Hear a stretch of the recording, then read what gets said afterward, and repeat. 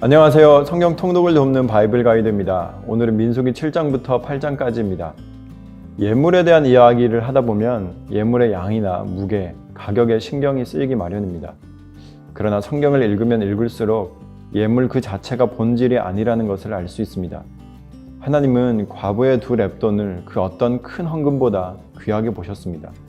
우리가 이 관점을 잃어버리면 하나님을 구두쇠의 스크루지로 오해하게 됩니다. 오늘 민수기의 본문은 온통 예물에 관한 내용입니다.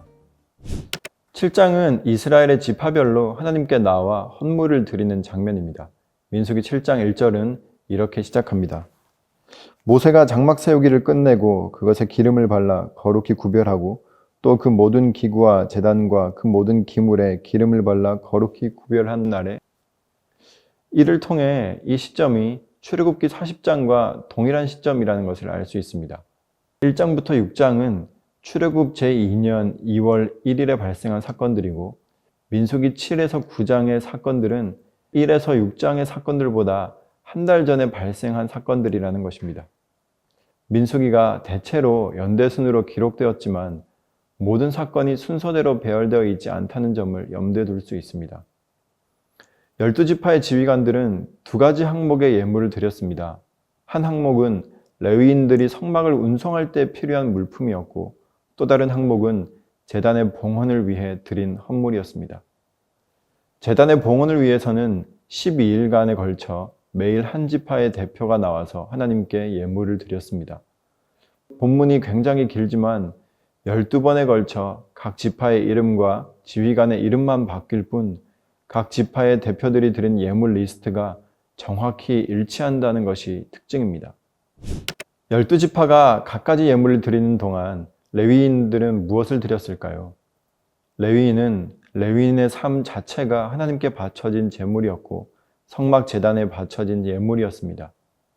로마서 12장 1절에 나오는 거룩한 산 제물의 구약적 사례가 레위인이라고 할 수 있습니다. 민수기 8장은 레위인의 임직식입니다. 레위인은 이스라엘의 모든 장남을 대신해서 하나님께 바쳐진 사람이었습니다. 하나님은 레위인이 성막에서 봉사하는 일을 시작하기 전에 먼저 위임식을 거행하게 하십니다. 속죄의 물을 뿌리고 전신의 털을 삭도로 밀고 옷을 빠는 것으로 정결 의식을 치르고는 이스라엘 백성들이 레위인에게 안수를 합니다. 이는 레위인 자체가 제물이라는 것을 뜻합니다. 그리고 번제와 소제와 속죄제를 드리는 것으로 레위인 위임식은 마무리됩니다. 23절 이하를 읽어보면 레위인이 성소에서 일을 할 수 있는 연령 제한이 있다는 것을 알 수 있습니다. 4장에서는 레위인이 일할 수 있는 나이가 30세로 나와 있는데 8장에서는 25세로 나옵니다. 본문의 관심은 레위인이 직무를 시작하는 나이에 있는 것이 아니라 정년퇴직 이후에 초점을 맞추고 있습니다. 레위인은 은퇴 후에 성막을 운반하는 등과 같이 힘을 쓰는 일은 하지 않았지만 여전히 동역자들 곁에서 성막을 지키는 임무를 담당했습니다. 상장을 수여할 때 수상자가 많고 상장의 내용이 동일하면 수여자는 이하 동문이라고 합니다. 내용이 이전과 똑같아서 굳이 같은 내용을 반복하여 읽을 필요가 없기 때문입니다. 민수기 7장은 각 지파가 드린 똑같은 헌물 리스트를 이하 동문이라고 생략하지 않습니다.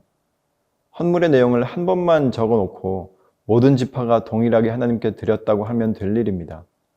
파피루스 조각이나 양피지의 지면이 아까워서 글자를 띄어쓰기조차 안 했던 시절이었습니다. 굳이 아까운 지면을 할애하면서까지 동일한 내용이 왜 반복되고 있는 것일까요?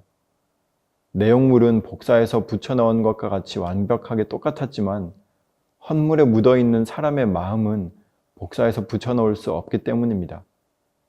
하나님 보시기에는 각각이 특별하고 귀했습니다. 이 사람이 드린 10,000원과 저 사람이 드린 10,000원은 금액은 같지만 전혀 다른 10,000원입니다.